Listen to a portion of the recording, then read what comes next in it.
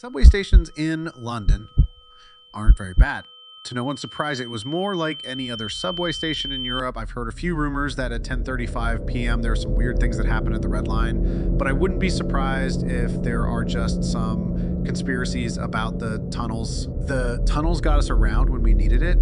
They were close to just about everything. Honestly, there wasn't much for me to complain about. If it wasn't for the slightly overcrowded train carts and a weird list of rules that caused people to scramble off at 10:35 p.m., I would have said that there was almost nothing wrong with the station. One day on my way home from work, a train conductor walked up to me and gave me some rules, and they made it very clear that these rules are to be taken very seriously. They're just there for customer guidance, and as a safety measure, He said, the city just wants these in place for families and children to be safe, but it's best for you to use them too. Yes, some of these rules might seem crazy, but you have my word, they're there for everyone's safety. so I told the conductor that I'll keep a note of this and follow the rules to the best of my ability. I was serious, even though I didn't understand them too well. So, what are the rules for using the subway system in London, you ask?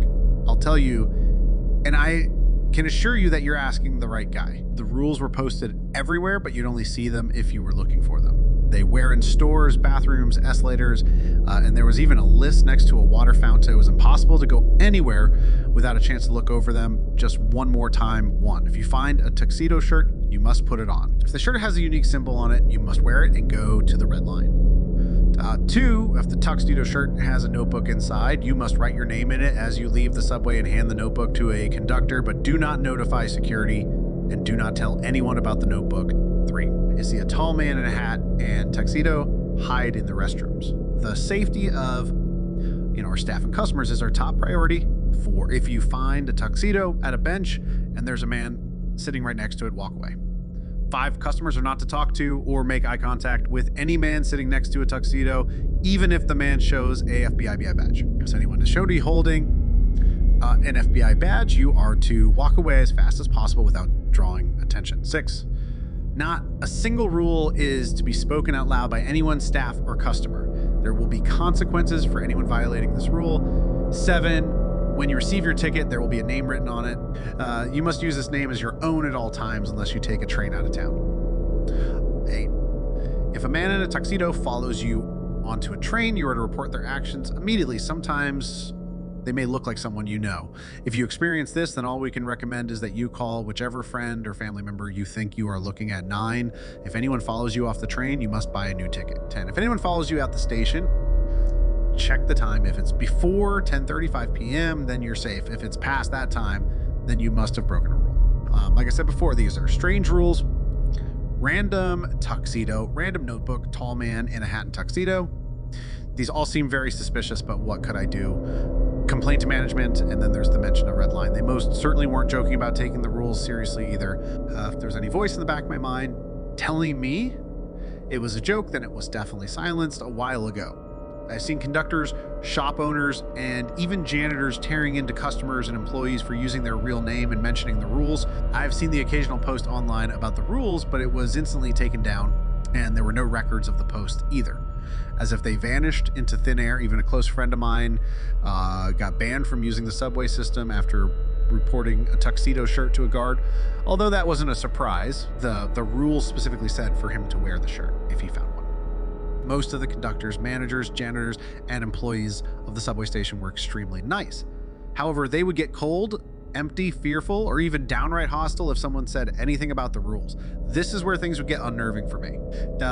I've heard people start yelling about the rules just to be spiteful, and then within just a few minutes, those people would disappear. I do have my suspicions about the guards. One might think that they know all about the rules, which would make sense. After all, the rules are everywhere. However, those guards always stay at their posts unless they're kicking someone out, which is rare. So all that in mind. Yeah.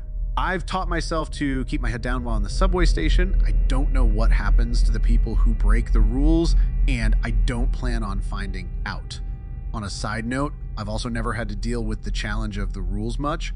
I've never seen a tuxedo shirt, notebook, or a tall man in a hat and tuxedo. I'm probably just a lucky one, but even if I'm not, I'd prefer things to stay the way they're going for me.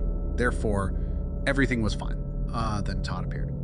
Todd Booker seemed to be in his early 20s. He had black hair, pale, leathery skin, and a weathered look. However, his physique wasn't exactly godlike or anything like that. He had a scar on his calf. He had a long sleeve, V-neck shirt, standard Adidas shoes. I've known Todd since we were kids. Although he was never the friendliest person, he would steal my lunch money at school, punch me in the gut, and one night he even locked me up in the locker room after gym class in high school.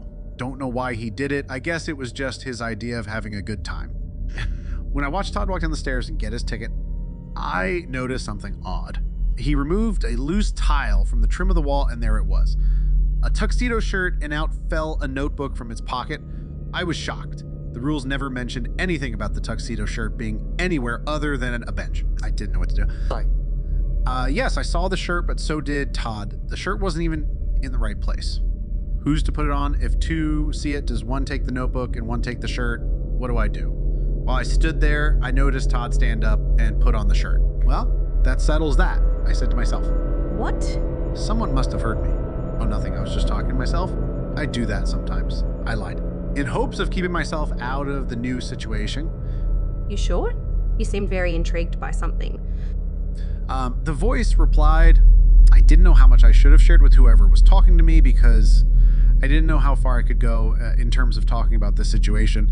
After all, it did bend the rules a little. Yep, I'm sure. Sorry for confusing it. Okay. Walked away as fast as I could without causing a scene, and I slipped into a crowd to avoid detection. Let me tell you this. Sneaking into crowds to get away from someone is my hidden skill.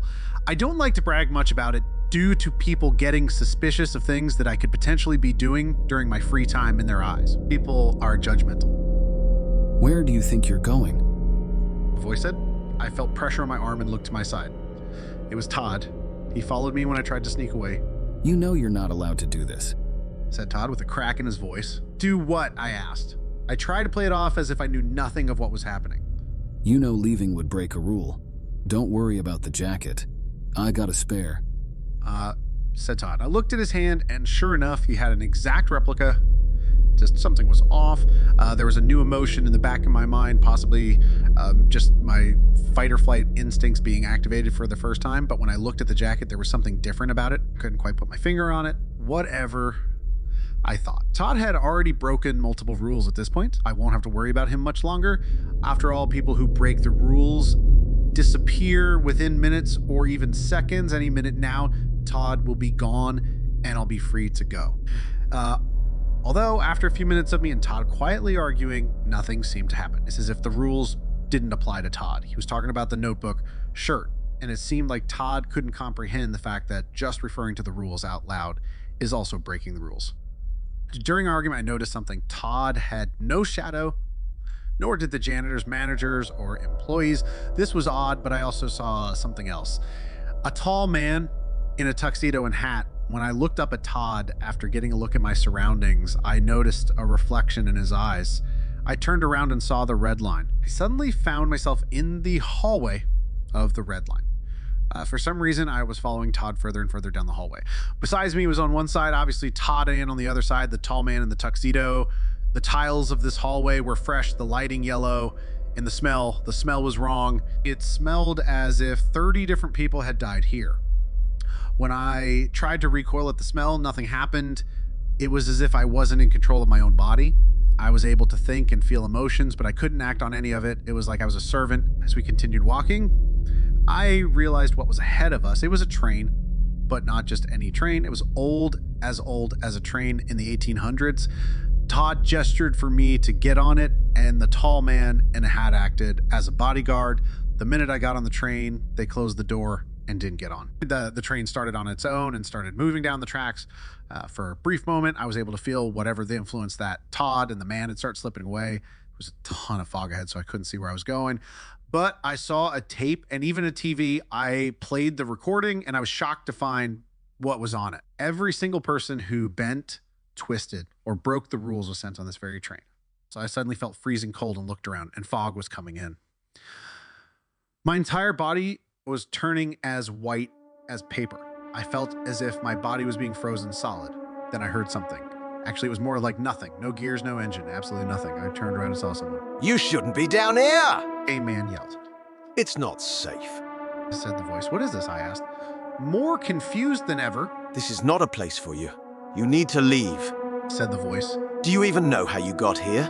I told him I was on a train and just appeared here. I didn't expect him to believe me due to that being a very absurd story. Oh, you're one of them. The voice got closer.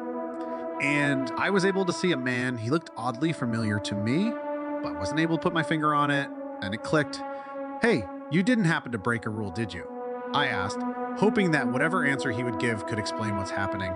Oh, that silly thing. I'm afraid I have, however. It's been so long and I can hardly remember which rule I broke, said the man. Well then, how do I get out of here? I asked with a slight panic in my breath. Geez, I'm sorry, but you can't unless. Unless what? I asked. Unless you make a deal. The deal was simple. All I had to do was wait for the next person to find their way into this despicable and mysterious place and then swap places with them. Then I must find another unfortunate person who broke a rule and lure them down here in my place, although that would go against my and any other normal person's morals. Now, the only real question left that I needed to answer was, could I do this to someone? Now, with some, the obvious answer is no, but to others, the obvious answer was yes. To my own disgust, I chose to replace myself with someone else. Now I know I'll never live this down and that it'll haunt me for the rest of my life.